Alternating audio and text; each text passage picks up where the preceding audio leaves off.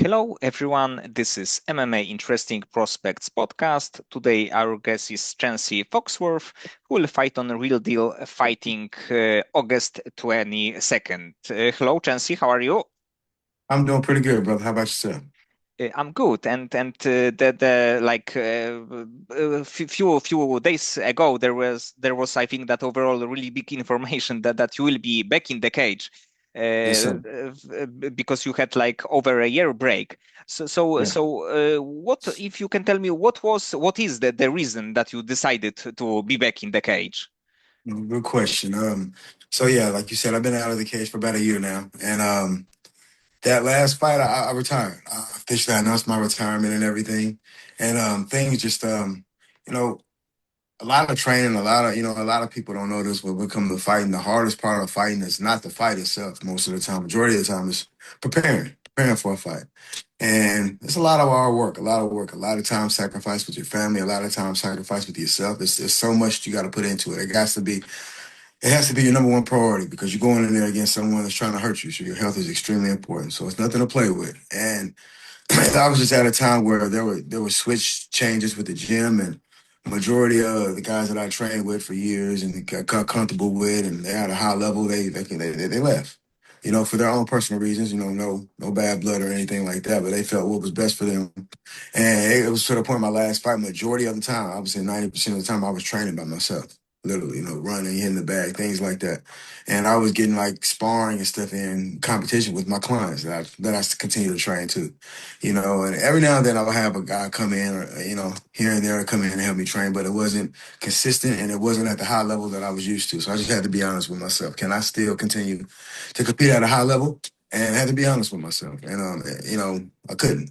And not only that, at the same time, I was working with kids, and I absolutely fell in love working with kids. The same drive and passion I had when I first started MMA, that's what I have for the kids, and I think it's going to be longer lasting. It's more beneficial because it not only benefits myself, it benefits so many others. Even after I'm gone, I feel like it'll still benefit so many others because they can share that knowledge with others. So and so me being training people, I built the gym back up to where it's more than just me in there, and I see all these young, hungry guys that have that same hunger that I had when I first started, and they're very coachable, they're knowledgeable, they want to listen, they want to get better, they want to be at the top, and I tell them all the time, I want you guys to have a better career than I had. I want you to surpass me. I was this close to the UFC. I want you to pass the UFC. I want you to go as far as you can with it, and they trust me, they look up to me, and they lit a fire under me. They say, you know what, I got one more. So I didn't mean to go that long, but that's the reason why. So the plan is just this fight, so like more of the one and done, or do you think that there may be something bigger after this fight? No, yeah, a lot of people say this is not your last one, and because I'm a fighter at heart. But honestly, no, no. I'm 34, so I'm still young. But like I said, it's a lot of work, a lot of sacrifice time that I just don't have the time for. My son is getting older. I want to spend more time with my family and all that, and I want to get back to my community and build it up. And also, this fight is going to help me also build up my kids' program. I want to make some upgrades and do more than what we've been doing. We've done a lot of amazing things in a short amount of time, but I want to be able for them to travel and just have experiences that I never had as a young man. And I want what's best for them. Basically, it's not about me no more. So if that makes sense. But in the end, for the like kids or the just younger people, you can be like inspiration. But in the end, like you said, they can also motivate you, so they can inspire you in some way. And I think that it is like quite a good deal that you also can take something from this kind of like uh, coach fighter or coach kid relation. Yes, sir. Absolutely. Absolutely. And do you have the name of the opponent for now? We don't at the moment. We don't at the moment. I have a couple guys in mind. I'm definitely fighting August 22nd. We got a couple guys in mind. We're just waiting to hear back from them, and they're probably gonna. One of the guys is gonna confirm it either today or tomorrow. And not mention any names, but do you have any like preferences? So maybe a younger fighter, maybe like veteran of the sport. Do you have something like this? I don't necessarily care. I'll be honest. I've never been one of those fighters. 'Cause I mean, you see a lot of fighters like this to fight those guys with upside down records, 0-19, 1-8. I don't want to fight a guy like that. I'm still, even though I'm not fighting anymore, I think I'm at the top of my game. Maybe a little old, got a little bit of gray here and there. I just pull that out between me, but I'm still at the top of my game. So I want a competitive opponent. I'm not looking to go to the UFC or nothing like that, but I want a competitor. I want a guy that's gonna make me get up and train. If I don't train, he's gonna kick my butt. I want that type. I want that. I love that. Even though the nerves and all that goes through your body, I love it. It's a type of feeling you can't duplicate with anything else. And actually, on topology, you are still number 22 on the like middleweight rankings in North America. So it definitely means something. Okay, okay. I didn't even know that. Okay. So Hmm. so it's definitely like good place to be. But Yes, but sir. uh, but uh, for your comeback, what did you miss the most? So like preparation for the fight, the feeling that you go to the cage, or the feeling after the victory? Crazy enough, good question. What I missed the most is not even in the cage. The part I miss the most is those early times that I'm training, or those late times that I'm training, where I know majority of the world is asleep, and the street light's not even on. I mean, it's so dark, and the street light's not on, and I'm out there by myself. I'm breathing hard.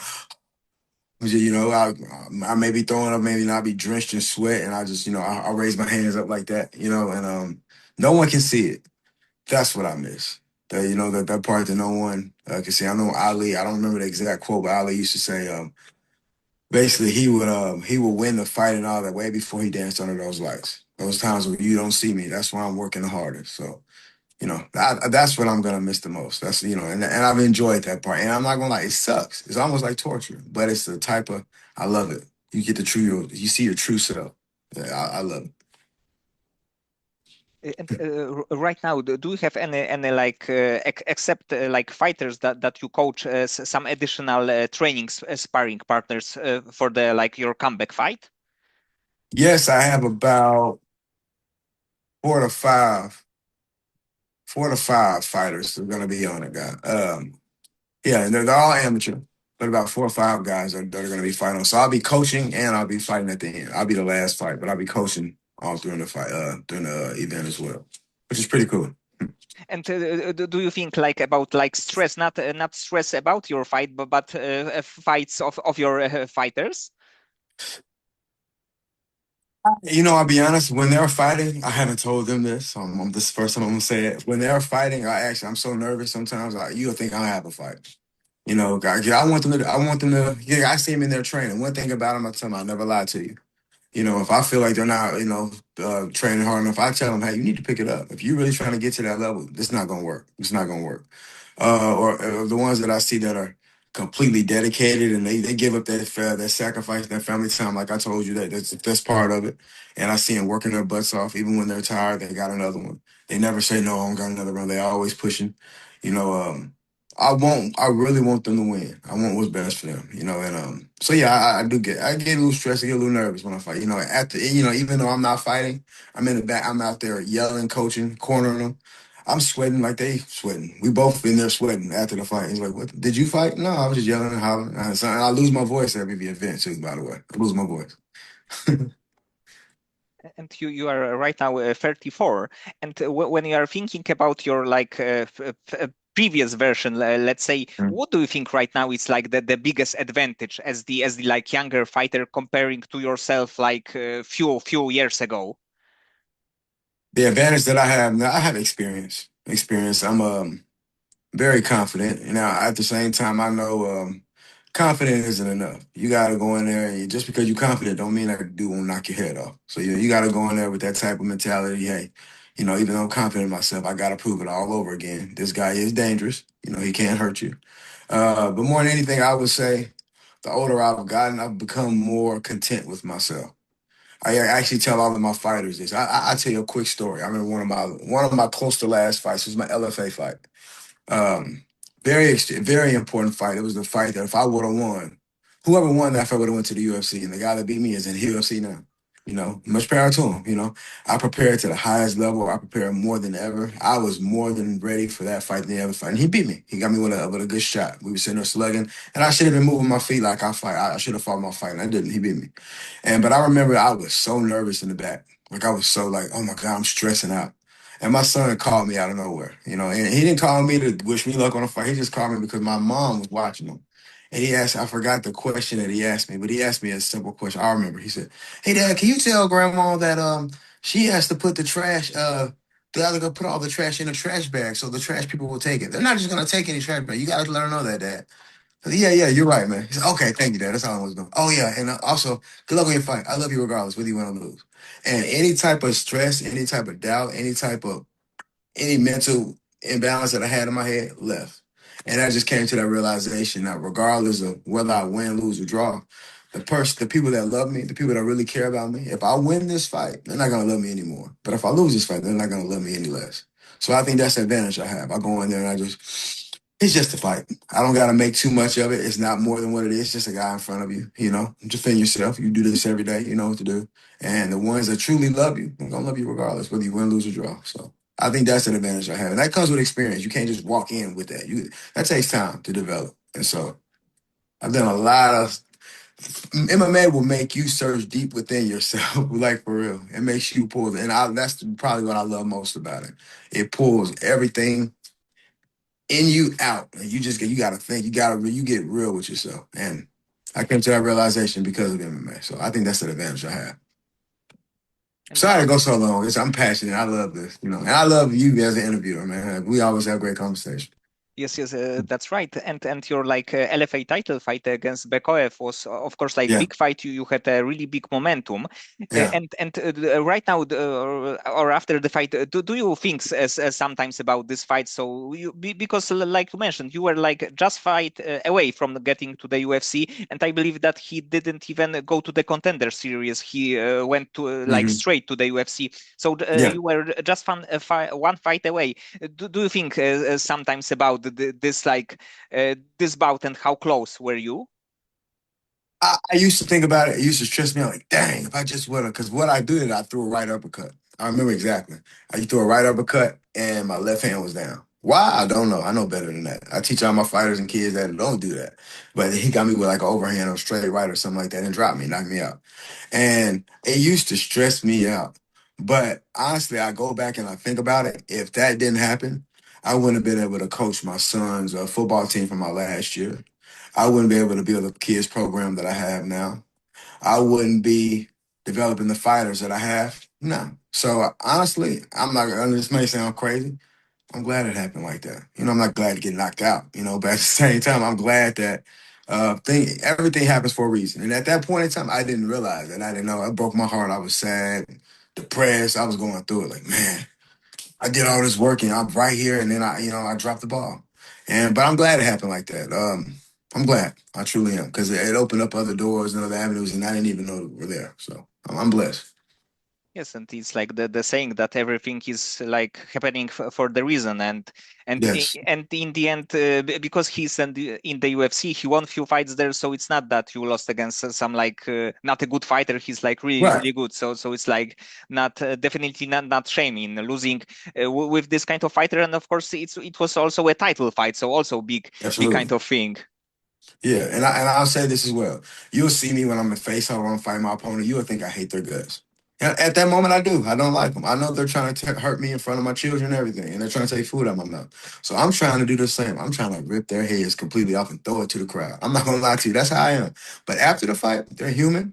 I even pray. I pray that hey, they get home safely to their family. I want to hurt them enough to where hey, I don't want no more, but I don't want to put them out of commission. I want them to have other fights. I want them to still able to run with their kids and run with their grandkids and things like that. There's no hate in my heart for any, even the guys that I've had bad blood with. Literally, there's no hatred in my heart for them because it's at the sport. It's a sport at the end of the day, and we all got to go home to our family. So much respect to him. He was a tough fighter. I knew that taking a fight, and hey, I no excuses. He beat me fair and square. He was a better man that night. Now, hey, tomorrow it's a different story. I'll whoop you. But that night he beat me. And I gotta give him nothing but respect. And I hope he continues to, do great in the UFC and thrive and do everything he's trying to do. Truly. And after this LFA fight, did you think about like building another winning streak and trying to go to the UFC or PFL, or did you think that at that point maybe it will be not a big possibility? Because like you mentioned your like training situation, but did it happen like at after this fight? No, after that fight, I said, you know what? Get back on that horse and let's try to get back to the UFC again. And then what happened was my last fight, the last fight that I had, like the day before the weigh-ins, the day before weigh-ins, and I had like a few more pounds to cut. So I was actually riding my bike with the sauna suit on. And I said, you know what? I'm sick of this. I said, you know what? I think this is it. And then the day of the fight, I told my coach, I said, this is my last fight. I think this is my last one. And not only that, just knowing the situation that I said with the gym with guys leaving, I just knew deep down in my heart, I can't continue to compete at a high level if I don't have high level guys that I see on a consistent basis. So I said, you know what, I'm done. But before that, right after the fight, my goal was to get right back to it, just to be honest. And overall, you had 30 pro bouts, and I Mhm. think that also like over 10 amateur bouts. So it's like even Yeah. more overall. But Mhm. at this point in your life, how would you assess your MMA career? Like overall, what you accomplished in this like 10 years, I believe. Yeah. Um, Good question. How would I assess my career? I would say I did. And I'm a guy. I'm never satisfied with anything. I'm always reaching for more and more and more. And I think that's why I did so great in my career. And I think that's why I'm doing so great with the gym I have and the kids program because I'm never content. I'm never satisfied. It's a gift and a curse, to be honest with you. But I would say for my career, I'm very proud of how my career went. I am proud. I am because and not only just because of the record being 20-10, which is a great record, not just because of the opponents I fought, not just because of the like I can go to Walmart right now and say, "Hey, Chauncey, when's your next fight?" And that's just something that just comes with it. But I would think why I'm so proud is the man I become fighting. When I first walked in and had my first amateur fight, I was a boy. Legally, I was a man, but I was still a boy at heart. I was still a boy, still learning how to navigate life and how to become a man. I'm still learning. I'm a man now, but I'm still learning. But in between, when I became a fighter, all through that whole transition from my whole career, I became a father. Um, I became a man. I became a leader. I became a role model. I became someone that the guys other young individuals, and that's what I'm most proud of. The man I've become because of MMA. And I would say this, MMA saved and changed my life. I would truly say that it changed. It saved and changed my life, and I'm so grateful to be a part of it. And then I was placed on this journey. So I would say that's what I'm most proud of when it comes to my MMA career.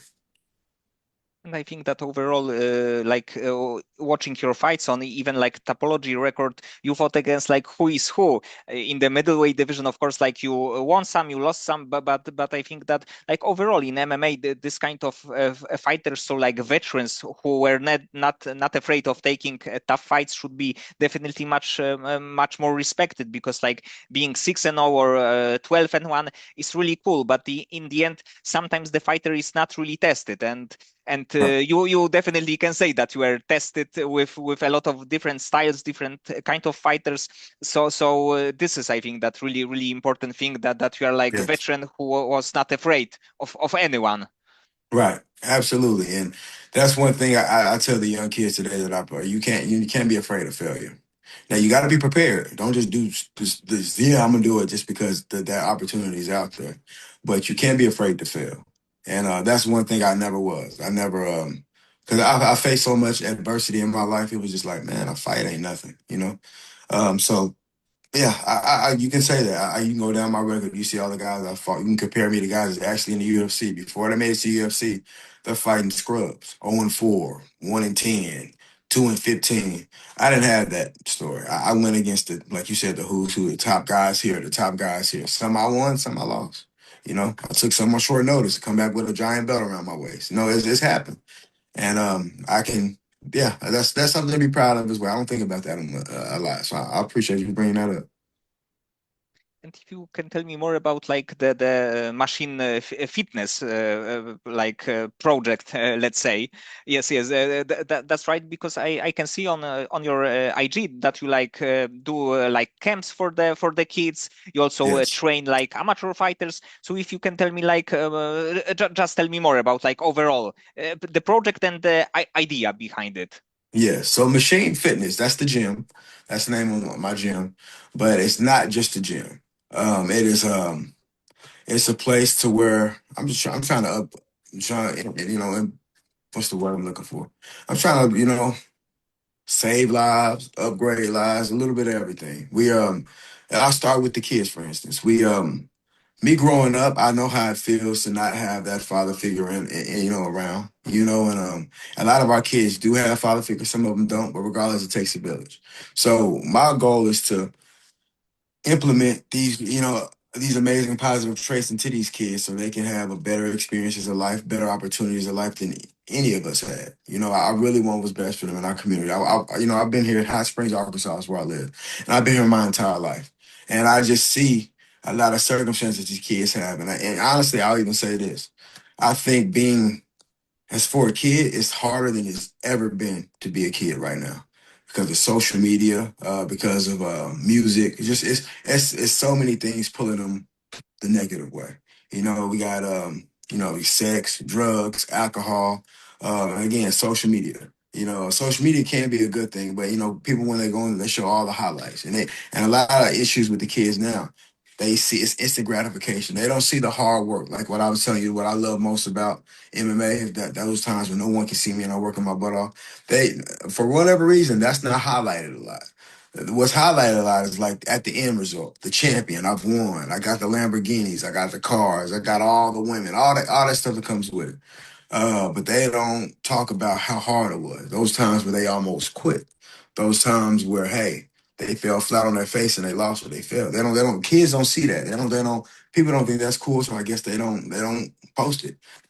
So these kids have this crazy fairy tale in their head that there's no hard work involved, and or things are just gonna go their way just like that, and so I'm trying to implement certain things in them to I try to introduce adversity to them. I put them in hard situations and make them think about it, make them get out of it. And I'm just trying to give these kids just the best opportunity to be great, successful young men and young man, a young woman. And that's the first most important thing I would say about machine fitness. But we train people as far as personal training, get people in shape. Some people don't want to fight at all. They like the sport, they like the art, some people just don't like being on a treadmill all the whole time or going to Planet Fitness. Something like that. Actually, you get it's encouraged to punch and kick or hit stuff. Where do you get to do that at other than in the gym? You do that outside, you get arrested. You know what I mean?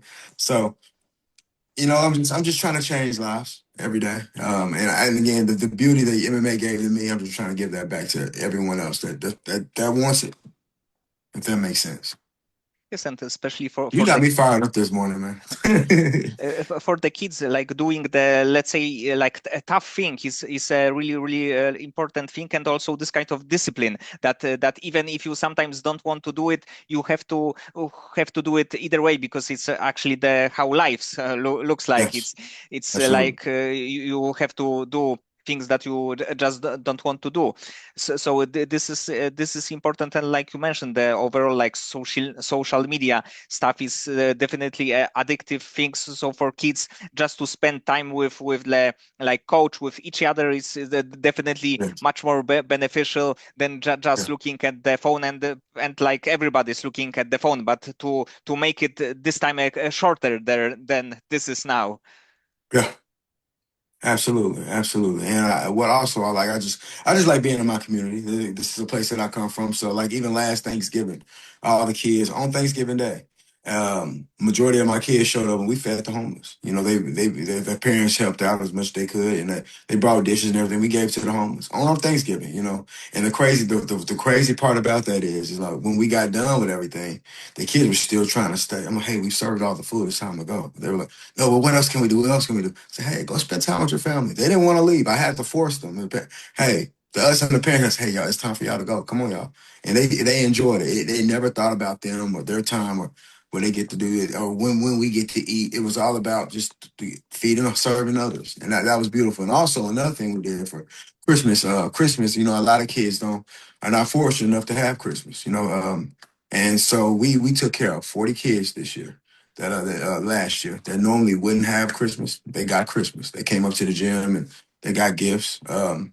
And Alan Tillery helped out a big deal with that, donating some money. And so we're going to do that again. And hopefully, local businesses will reach out and help us. But it's those type of things that you, hey, that that touches other people's heart, it touches my heart. And so Machine Fit, that's what we're about. We're about giving back to the community, you know, embracing it, impacting people's lives. And that's what it's all about at the end of the day. And do you have maybe people who want to be like amateur fighters or pro fighters in the near future, and you are just like coaching them? Yes, yes. I have guys. I have plenty of fighters now.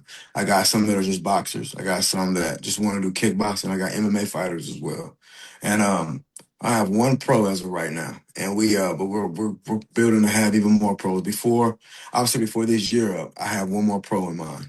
That should be touching the cage pretty soon. And yeah, these guys are hungry, And what I like about it, in this gym, the gym we're at, there's no ego. You would think we're all brothers, even though we all come from different walks of life, look different and things like that. They're all trying to push each other. Like brothers, sometimes they get into it, but it's just because they want what's best for the one another, and that's beautiful.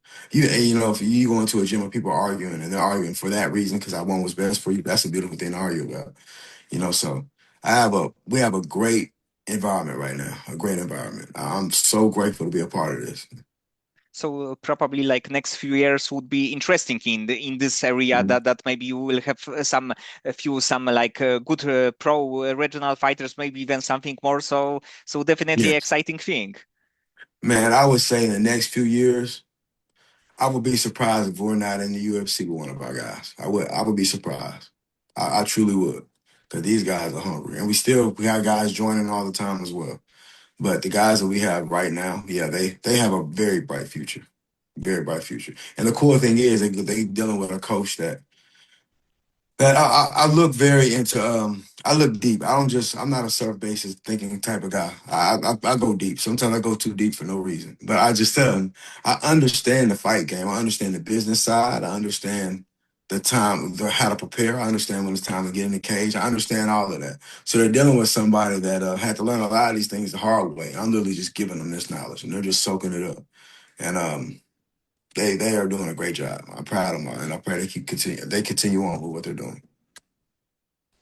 And also about your career, what would what would you say was the like best fight of your career or the proudest moment of your career?